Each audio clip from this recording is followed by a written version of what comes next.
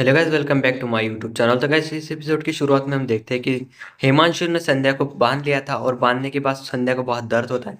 हम तभी देखते हैं कि सूरज जो है संध्या को ढूंढते हुए संध्या का आवाज़ लगाता है कि संध्या तुम कहाँ हो। और फिर हम देखते हैं कि सूरज को जो है संध्या का बैच पड़ा हुआ मिलता है। फिर उसके बाद जो है सूरज उस बैच को उठा लेता है। और फिर उठाने के बाद जो है सूरज कहता है कि ये तो संध्या जी का बैच है। अभी इस यहीं पर आसपास कहीं संध्या जी होंगी। और फिर इसके बाद जो है सूरज उसको ढूँढने के लिए निकल जाता है। फिर हमें देखने को मिलता है कि जो हिमांशु होता है, उसने संध्या को पेड़ के पास बाँध दिया होता है और आस-पास से लकड़ियाँ लगा ली होती है। कहता है कि वो इस बार तुम बहुत किस्मत वाली हो कि तुम अपनी मौत खुद देखने वाली हो अपनी आँखों से, और ये बहुत बड़ा इतिहास तुम अपने सामने देखने वाली हो। तो इसके बाद जो है हिमांशु संध्या के पास बढ़ने लगता है और फिर उसके हाथ में हम देखते हैं कि चिता भी थी। तो वो संध्या को आग लगाने वाला होता है, तभी हम देखते हैं कि सूरज वहाँ पर आ जाता है और जो है हिमांशु को खींचकर पीछे खींच लेता है। और फिर हम देखते हैं कि उन दोनों के बीच बहुत ही ज़ोर से फाइट शुरू हो जाती है और फिर जो है सूरज बहुत ज़ोर से उसे हिमांशु को मारने लगता है। तभी हम देखते हैं कि जो लकड़ियाँ होती है उसके पास जो है हिमांशु की वजह से जलती हुई लकड़ी गिर जाती है, जहाँ से संध्या को जलने के ज़्यादा चांस हो जाता है। तभी सूरज जो है पीछे देखता है और फिर जो है सूरज वहाँ पर जाने लगता है। तभी हिमांशु उसे जाने नहीं देता, पर सूरज उसको अपना सिर मारकर वहाँ से चला जाता है और फिर संध्या के पास का जो लकड़ी होती है जली हुई उसको फेंकने लगता है और फिर उसे फेंक देता है और संध्या को बचाने के लिए वो छोड़ने लगता है। तभी हम देखते हैं कि हिमांशु वहाँ पर खड़ा हो जाता है और फिर हिमांशु जो है फिर से सूरज को खींच लेता है और फिर खींचने के बाद जो है सूरज को नीचे फेंक देता है। और फिर उन दोनों के बीच फिर से बहुत ज़्यादा फाइट शुरू हो जाती है, जिससे कि हम देखते हैं कि हिमांशु जो है सूरज के ऊपर पंच मारने लगता है और फिर जो है संध्या बहुत हैरान हो जाती है कि हिमांशु कैसे खड़ा हो गया।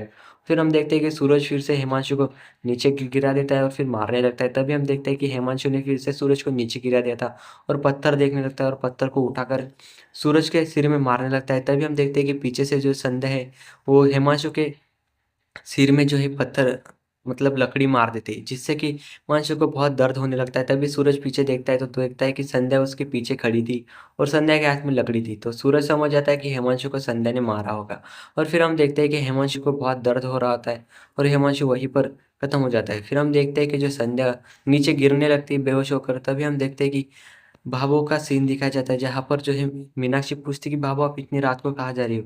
तभी भावो कहती है कि मैं मंदिर जा रही हूँ। तो मीनाक्षी कहती है कि भावो आप मंदिर इस रात तो आप कभी मंदिर जाती नहीं हो। तभी भावो कहती है कि मैं सूरज और संध्या को घर जल्दी से आ जाए इसलिए मैं प्रार्थना करने के लिए मंदिर जा रही हूँ। और अब तुम्हारी तसल्ली हो गई हो तो मैं अभी जाऊँ क्या? तभी जो है मीनाक्षी कहती है कि ना ना भावो, मैं थोड़ी ना आपसे बड़ी हूँ कि आपसे सब कुछ पूछने के बाद आप जाने वाली हो मंदिर। मैं तो बस ऐसे ही पूछ रही थी और अच्छा हो जाएगा कि देवर और देवरानी जी दोनों ही दोनों वापस आ जाए। तभी हम देखते हैं कि सूरज और संध्या जो है दोनों एक दूसरे की तरफ प्यार भरी नज़रों से देखने लगते हैं, क्योंकि वो बहुत दिनों के बाद मिले थे एक दूसरे को। और फिर जो है सूरज को संध्या कहती है कि सूरज जी हमें जल्दी से जल्दी जाना होगा, हमारे पास वक्त बहुत ही कम है।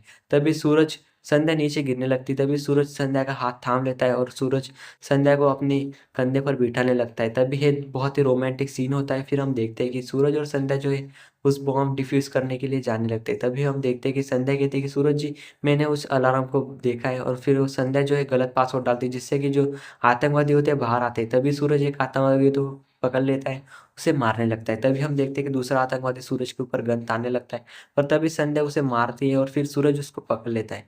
और फिर जो है संध्या और सूरज दोनों की दोनों अंदर आ जाती है और फिर वो देखने लगते हैं कि बॉम्ब को डिफ्यूज़ कैसे किया जाए, और फिर वो बॉम्ब को ढूँढने लगते हैं। और फिर हम देखते हैं कि संध्या कहती है कि सूरज जी इसका टाइम तो बहुत ही कम है। तो तभी सूरज और संध्या आस-पास ढूँढने लगते हैं, तभी संध्या जो है आस-पास देखने लगती है कि बॉम्ब को डिफ्यूज़ कैसे किया।